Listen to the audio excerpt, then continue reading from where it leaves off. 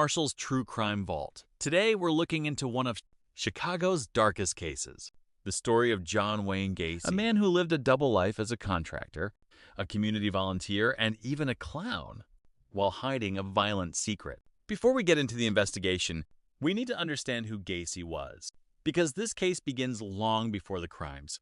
John Wayne Gacy was born in 1942 and grew up in a strict Chicago household with an alcoholic father who constantly criticized him, leaving Gacy struggling with confidence and identity.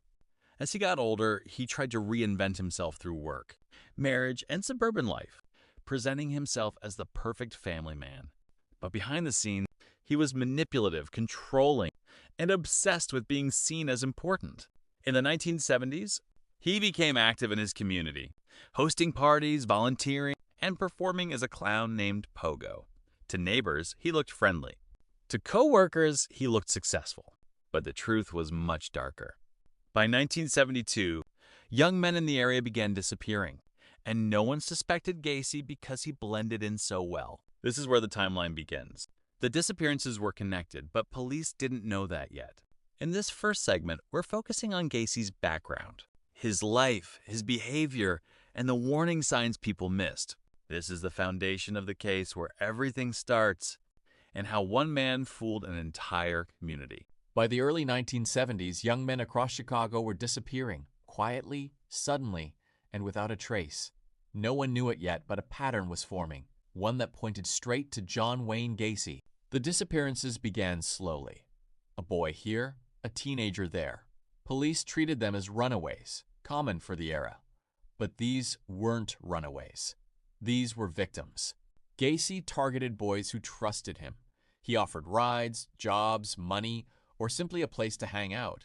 He blended in so well that no one suspected the danger behind his smile.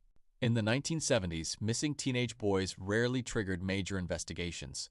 Without witnesses, without bodies, and without obvious crime scenes, the cases stalled instantly.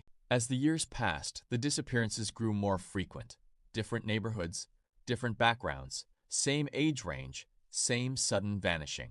While boys were disappearing, Gacy was living a normal public life, running his contracting business, hosting parties, volunteering in politics, and performing as Pogo the Clown. Behind the facade, Gacy was building something horrifying. His crawlspace became a graveyard, a hidden world no one imagined existed beneath his home. Parents begged police for answers. They posted flyers. They searched neighborhoods.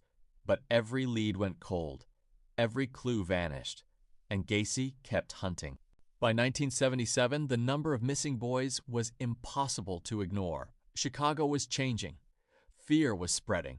And the truth was getting closer, even though no one could see it yet. The disappearances were only the beginning.